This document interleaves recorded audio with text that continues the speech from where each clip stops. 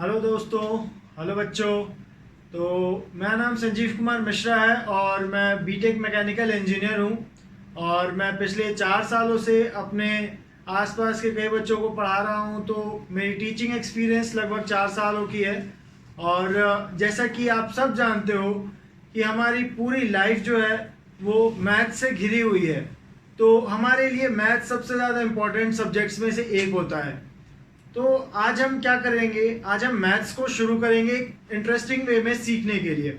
और मैं आज से आपको मैथ्स पढ़ाऊंगा जो कि बिल्कुल बेसिक कॉन्सेप्ट से शुरू करेंगे हम लोग। और आज मैं आप लोगों को क्लास नाइन्थ की गेस करो। अच्छा चलो मैं ही बता देता हूँ।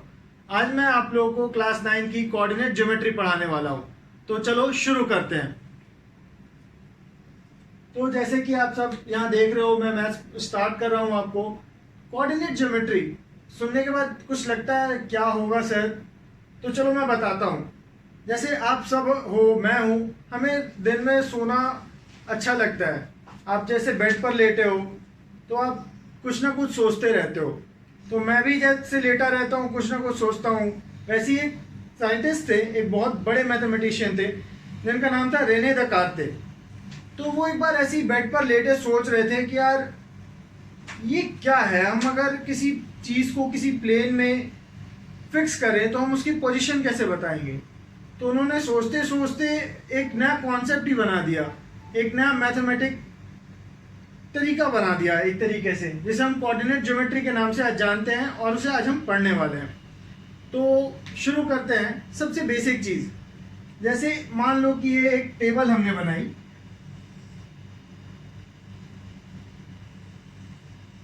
थोड़ी सी ड्राइंग टेढ़ी मेढ़ी होगी तो इसके साथ हम एडजस्ट कर लेंगे। ओके, तो ये मान लो एक स्क्वायर टेबल है जिसकी लेंथ है अप्रोक्सीमेटली 3 मीटर्स और विड्थ भी है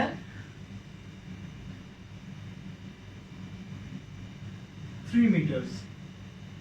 तो जैसा कि मैंने पहले बोला था स्क्वायर टेबल है तो लेंथ और विड्थ तो सेम होगी। तो अब हम इसको एक काम करते हैं, हम इसमें 1 मीटर के छोटे छोटे सेगमेंट्स बनाते हैं लेंथ वाइज और विड्थ वाइज। तो ये हमारा हो जाएगा, यहाँ अगर हम 0 मान लें तो ये हो जाएगा 1 मीटर, ये हो जाएगा 2 मीटर और ये हो जाएगा हमारा फाइनल 3 मीटर का। ठीक है। अब अगर हमने जैसे इसको हॉरिजॉन्टली किया, हम इसको वर्टिकली भी करते हैं। तो हमारा जो नीचे वाला पॉइंट है हम इसे 0 मान लेते हैं, फिर हम इसे यहाँ मान लेते हैं 1 मीटर, यहाँ मान लेते हैं 2 मीटर। अब आप टेबल पे बैठकर पढ़ाई करते हो और आप सोच रहे हो मैं टेबल को थोड़ा ऑर्गेनाइज करूं। तो इस टेबल पे आपने सोचा मैं कहीं पर लिख देता हूं, कहीं पर टेबल लैंप रखता हूं। कहाँ रखूं ताकि मैं ज़्यादा लाइट ले सकूं, ज़्यादा एरिया कवर कर सकूं। तो मेरे हिसाब से मैं क्या करता हूं, अपनी स्टडी टेबल पर किसी कोने में लाइट रखता हूं और वहां से हमेशा पूरे एरिया पर लाइट को फोकस कर लेता हूं। तो इससे हमें फ़ायदा होता है। तो चलो वैसा ही करते हैं। मैंने यहाँ पर अपनी लाइट रख दी, ठीक है, इस पोजीशन पर। मान लो कि मैंने इस पोजीशन का नाम दे दिया L। तो अब अगर मुझसे कोई पूछे कि यहाँ पर आपने कैसे लाइट रख दी, तो अब मैं उसे कैसे बताऊंगा कि मेरी टेबल लैंप कहाँ पर है। ये तो मुझे पता है मैंने कोने पर रखा है, लेकिन मैं किसी और को कैसे बताऊंगा कि मैंने टेबल लैंप कहाँ रखी है। तो उसे बताने के लिए मेरे पास एक सिस्टम होगा जिसे हम कोऑर्डिनेट ज्योमेट्री से निकालते हैं। तो देखो ये 0 से 1 पर है, हमने इसे यहाँ लाइट का L जो है ये पॉइंट, इसे हम कहीं साइड में लिख लेते हैं। ठीक है, इसे मैं डॉटेड लाइन से 1 से मिलाता हूँ, फिर ऐसे ये 2 से थोड़ा ऊपर है या शायद 2 हो, चलो मान लिया कि ये 2.1 पे है। ठीक है, अब मैंने यहाँ पर अपना लैंप रख दिया क्योंकि लैंप का बेस होता है तो उतना एरिया उसको चाहिए होगा। तो मैंने यहाँ पर लाइट अपनी रख दी। अब मुझे मान लो कि मुझे अपने फ्रेंड विशाल को बताना है कि विशाल मेरे टेबल पर एक टेबल लैंप रखा हुआ है और आपको लेकर के आना है। तो वो पूछेगा कहाँ रखा है, किस पोजीशन पे। मैं बोलूँगा 1 और 2.1 के बीच में, उस पॉइंट पर जहाँ पर 1 और 2.1 है। तो वो भी मेरी तरह मैथ्स में एक्सपर्ट है, वो तुरंत समझ जाएगा कि 1 और 2.1 का मतलब है कि इस पोजीशन पर ये लैंप रखी हुई है।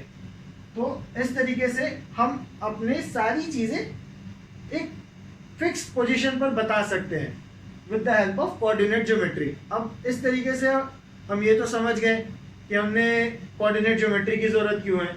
अब एक और इंटरेस्टिंग किस्सा सुनाता हूँ। मान लो कि एक विजय नाम का नाविक है, तो विजय नाव लेकर के अपना चलता जा रहा है कहीं पे समंदर में, बहुत तूफानी समंदर हुआ, उसकी नाव खराब हो गई। तो फिर उसने कहीं से मदद मंगवाई। तो अब मदद के लिए इतना बड़ा समंदर, वो एड्रेस तो दे नहीं पाएगा ना कि मैं इस गली में रहता हूँ, आप आ जाओ प्लीज़ हेल्प कर दो, तो वो ऐसे कर नहीं सकता। तो आपने मैप में देखे होंगे, मैप में सबसे ऊपर वाला हिस्सा जो रहता है वो नॉर्थ का रहता है। फिर जैसे ऊपर नॉर्थ है तो नीचे साउथ हो जाएगा, और फिर ऐसे ही इस साइड में ईस्ट हो जाएगा, इस साइड में वेस्ट हो जाएगा। तो वैसे ही आपने मैप में देखा होगा कि हमारा 0 डिग्री होता है हॉरिजॉन्टली और वर्टिकली, ठीक है, जिसे इक्वेटर बोलते हैं हम लोग।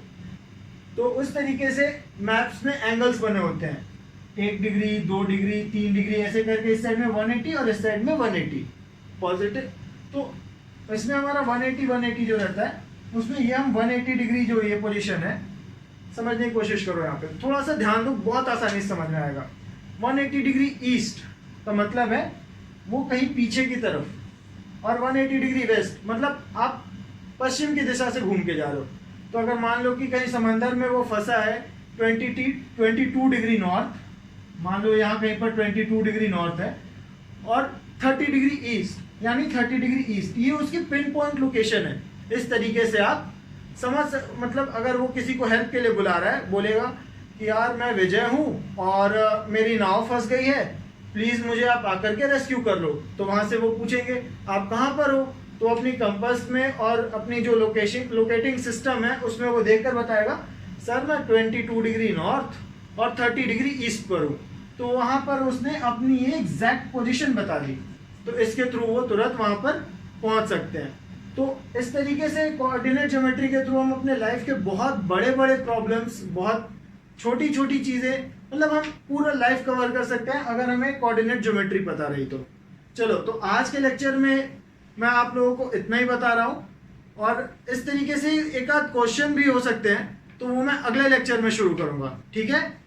तो तब तक के लिए कोऑर्डिनेट ज्योमेट्री के बारे में और भी सोचो, और भी देखो, पढ़ो, और बाकी की जो चीज़ें हैं वो हम अगले लेक्चर में करेंगे, ठीक है। बाय।